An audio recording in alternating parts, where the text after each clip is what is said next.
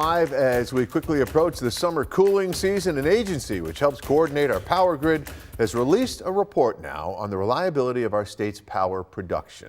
It flashes some yellow caution flags for the future as the state pursues its, quote, ambitious climate protection policies. So Channel 2's Ron Plants puts that question to Governor Hochul herself.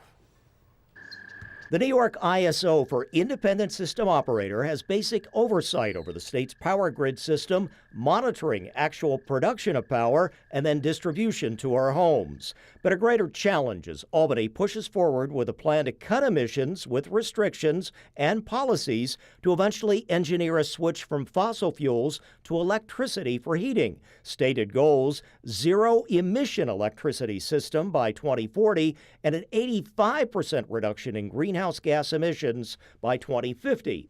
So now an energy trends report from the ISO. As more consumers rely on electric heating, the New York ISO must ensure the grid is prepared to supply winter peak periods reliably.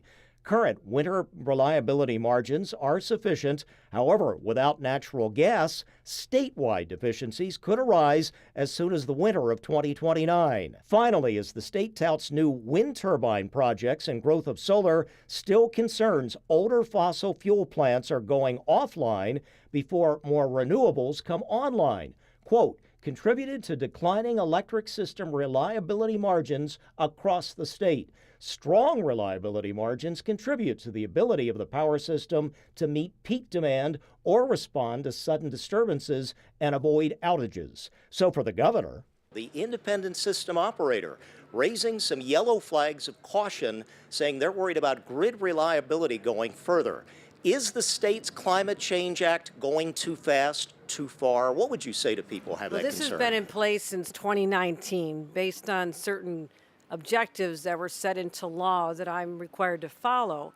I support getting to a place where we reduce carbon emissions, that we transition to renewable energy. The whole world is heading in that direction, but we are laser focused on reliability.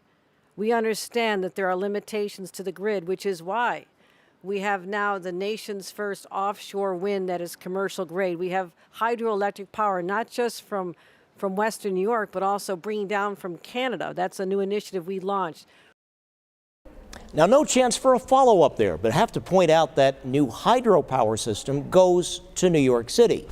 As for this summer's cooling system, the ISO says we have enough power for the fans and AC, even though a heat wave with 95 degrees or more may eventually strain the state system. On your side, Ron Plants, Channel 2 News.